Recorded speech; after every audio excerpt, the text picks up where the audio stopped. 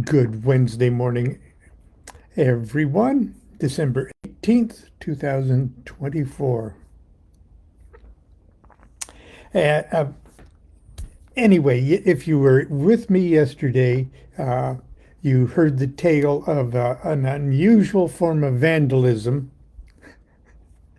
uh, committed upon my car. Right under the back license plate is the license plate. Sort of tilts down and exposes the. It's not a radiator overfill tank, but it's the coolant overfill tank. Now it is an air-cooled engine, but the Volkswagens in 1984 had sort of a circulatory thing, and when it overflows, okay, uh, it goes into a tank. So it does have like engine coolant uh, in it, and it is a chemical kind of thing. And I told you that my oil cap, okay, which is also in that same area under the license plate, it was totally missing. And the coolant cap was in the street, okay?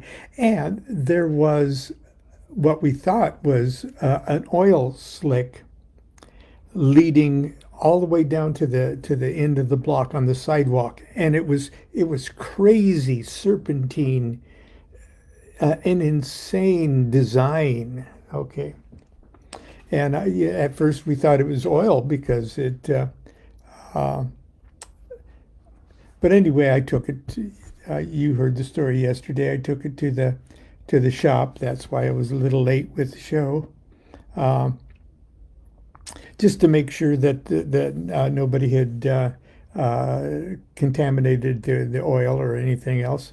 And there was uh, coolant in the little reservoir thing. It was a little low, but it was uh, so obviously somebody had removed some of the coolant. And that's probably what that crazy design was all over the sidewalk. And the guy at the shop said, I don't know why anybody would do that because the car wasn't damaged or vandalized in any other way. And then it occurred to me that maybe people drink that to get high. And so I looked it up. Okay, and it's terribly poisonous. It's terribly poisonous, but for I guess, because I'm not a doctor or a chemist, uh, those who already have severe uh, alcohol imbalance in their system uh, will drink that that coolant. And I think, sadly, that's probably what happened. Okay, I can't prove it or anything else, but please, no matter how screwed up you get, don't drink coolant. And if you drink coolant, don't drink my coolant. Okay. Anyway, that's my sad story. Uh, Today, I want to mention I spend a portion of my time uh, daily uh, trying to briefly answer questions that people send in, and I'm not. Please, I'm not Dear Abby, but when the questions are, it seemed like I'm capable of at least putting my 2 cents in on something. I'll try to do it. But if I don't, and if I ignore you, please forgive me, but because I do have only so many hours. Uh, and but I'd like to take this opportunity right now that should you feel inclined to ask me some odd question of some kind, before you do that, okay, and put me in the spot of maybe ignoring you or not giving you a lengthy enough answer, uh, please get this book called Ask Babalon. Okay, it's got beautiful artwork there, covered by Constance, and there's my turban and there's my coffee cup and my glasses and my computers around there something. Uh, because there's a set of questions that I comment on, and I've answered people over the years uh, that might save you and me both the time and of having to ask me to directly. Uh, so if this is still in print, it's from the good folks at New Falcon Publications. Now I have books that are published by New Falcon Publications and Original Falcon. So uh, I like both of those publishers, but this one is the New Falcon publication, Ask Babalon. I'm in response, in a general response to a recent question concerning supernatural, quote, supernatural occurrences during sleep and nightmarish experiences that happen in sleep. I would like to read you a question that somebody had sent in. I say name withheld. Many years ago. This may have been 25 years ago when the person asked me this question. So I'm going to read you the question and the answer. But believe me, okay, the folks at New Falcon Publications would just be thrilled if you bought a copy of Ask Babalon and look through it yourself. And it's under the title Nightmarish Astral Projection. I wasn't sure who I could turn to for answers about something that happened to my wife last week. She's still a little shook up by the event, and I was hoping that you might be able to provide some answers, or at least potentially direct us to someone. My wife had learned a form of Kabbalistic meditation a couple months prior to the trip and had become interested in spiritual pursuits in the last year or so. While we were touring Jerusalem, she was feeling really low. She told me she was frustrated because she never felt anything during the meditation, prayer, or when she walked through some of the sites that are considered holy by many different groups, and it all felt empty to her. Now, she's always been very tolerant of me and my crazy attempts at mystical shenanigans.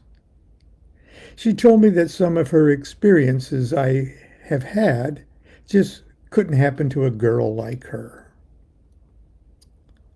So that night in the Holy City, I prayed that she be touched by the divine. She couldn't hear me. She also prayed and asked to be shown some kind of sign or guidance. I didn't know this at the time. During the night at 3:15 in the morning, she touches me on the shoulder to wake me up. She's terrified and telling me that something is in the room. I'd never seen her scared like this. So, of course, I get up quite calmly, turn on the light, and use the bathroom. I don't see or feel anything in the room. Will you excuse me? Hello! Hello!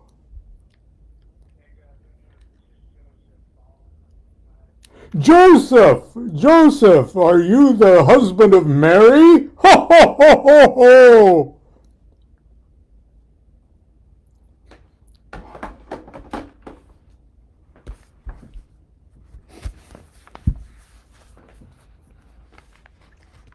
It was one of those calls from someone far, far away. Well, if it rings again, you can hear me do it again. Okay. Where was I? It was pretty spooky where I was. Okay.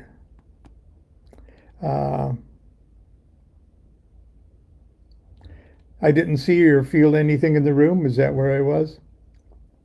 She then proceeds to tell me what happened. That night, she only gave me a very short sketch because she was so frightened. She had trouble falling asleep, which is very unusual for her. She can normally fall asleep anywhere, unlike me. While she was laying there and listening to all the creaks and things of the hotel, she suddenly felt this rush of energy, force, for lack of a better word, that hit her torso and made her dizzy and very sweaty. The force then started radiating up and down her body. It wasn't painful. She then curled up into a fetal position and buried her head in the pillow. At that point, she said she felt like she was in a whirlwind, like everything was swirling. There were muffled, soft voices at the moment everywhere, from in front, behind, on all sides, talking very quickly. But she couldn't make out any of the words. She described it like voices that you hear when you're underwater. She then tried to move again to touch me and discovered that she couldn't. She was paralyzed. Then something touched her right hip, which she described as a feeling like a thin laser that burned and penetrated. After it pulled away from the hip spot, it then went into her shoulder, or burned progressively more deeper until it pulled back. Once it pulled out, everything began to lessen. Voices, swirlings, and then she was able to move and wake me up. Any insight would be really appreciated. Name withheld. And they said, P.S. The new Enochian Vision Magic book is fantastic. A fan. Okay. Now I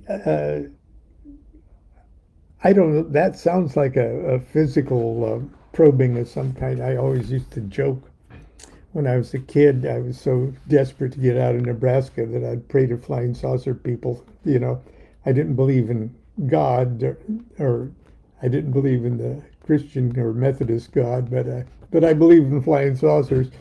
And I said, take me away. You can perform experiments on me if you want, but just get me the hell out of Nebraska.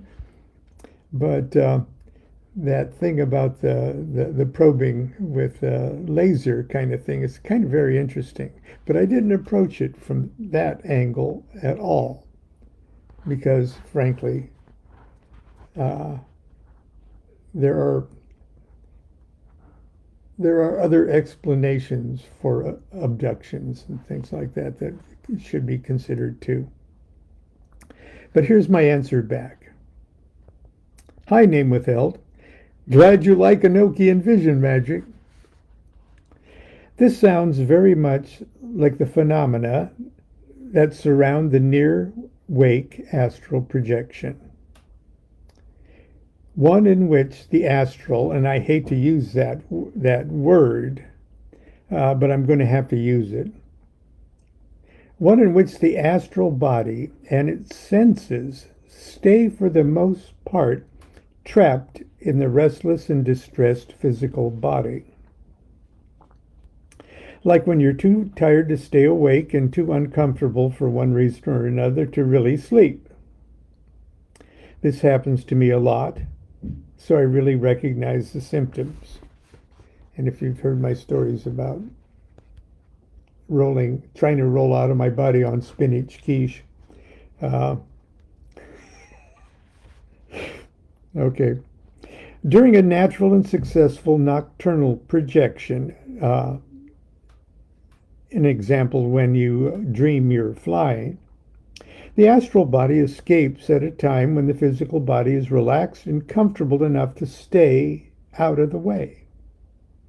The astral body and your center of consciousness then easily slips to a relatively high and pleasant level of the particular plane of consciousness that resonates to that subtle body. Just as the physical body and our center of consciousness are comfortable in the material plane, so too are various subtle bodies comfortable in their own planes. However, when the physical body and mind are disturbed or stressed or overstimulated, the astral body and its senses tries to escape but cannot slip out easily and find itself struggling in the very lowest plane of the astral, which is more or less the graveyard of the astral plane, where all of the, quote, corpses or shells or qliphothic shells of all the neighborhood subtle bodies once inhabited by living consciousness, who have since moved on in bodies of higher frequencies, all of those settle like sediment on the ocean floor of consciousness. I can imagine the astral graveyard neighborhood of Jerusalem. I imagine it's a pretty colorful place. There's enough remaining energy in these corpses to give them the appearance of life, and this plane is filled with mindless creaks and knocks and groans and voices. It is really quite frightening. All this is almost always accompanied by discomfort, even pain, in one or more of the chakra centers. This is because we exit the body in the various chakras, each leading to a different plane. For instance, in a successful projection, we find ourselves flying. We usually have a tingling or thrill in the pit of our stomach, the solar plexus area chakra. Other times we pop out from other places, but in a case like this, we're prevented from popping out, and the attempt is painful. And the real electrical energy, like fire, gets short-circuited and pushed around all over the body, which is usually completely paralyzed at the moment. It hurts and really freaks a person out. What's extra freaky is the fact that often we think that all this is being done to us by those noisy, fearsome corpses who, in all fairness, are really just innocent bystanders in our bummer. Not only that, because the shells are, in a sense, vacuums, shells surrounding vacuums with no life force left in them. They're attracted to and naturally, through just general osmosis, try to suck the life force from somebody in the neighborhood. You. Okay. It's an unpleasant place to hang out, but it's not really dangerous unless you ascribe undue importance to it and give it more energy than it deserves. I learned to recognize what's happening and relax. I'm not saying that this is what your wife experienced, but it sounds like it. Hope this has been helpful and that you'll forgive me for not having more time to address this further. But then, okay, my best, Lon. Or Babalon, as I call myself in this book. So that's that. And, people often say at around Samhain or that time of year, the cross quarters, the veils between the worlds or the dimensions are thin. Well, most everybody's culture has Day of the Dead kind of shit that they recognize and try to put a good spin or celebrate. But I think around Christmas time, the veil is very, very, very thin too. And I think the older you get, the thinner the veil becomes at this time of the year. Okay, it would make sense to me that on the longest night of the year, the longest night of your year is happening too. And like the poem "The Night Before Christmas," and I, Mama in her kerchief and I in my cap, had just settled our brains for a long winter's nap. And who knows, maybe Clayton Moore or whatever his name. No, that's the Lone Ranger. Had something like that happening when it inspired his visit from St. Nicholas. Anyway, that's my contribution for today. That's my observation about the consumption of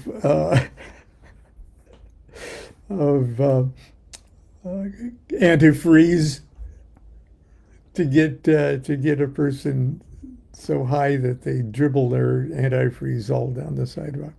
Anyway, until tomorrow, continue to be good to yourself, be good to each other, and do what thou wilt shall be the whole of the law. Love is the law, love under will.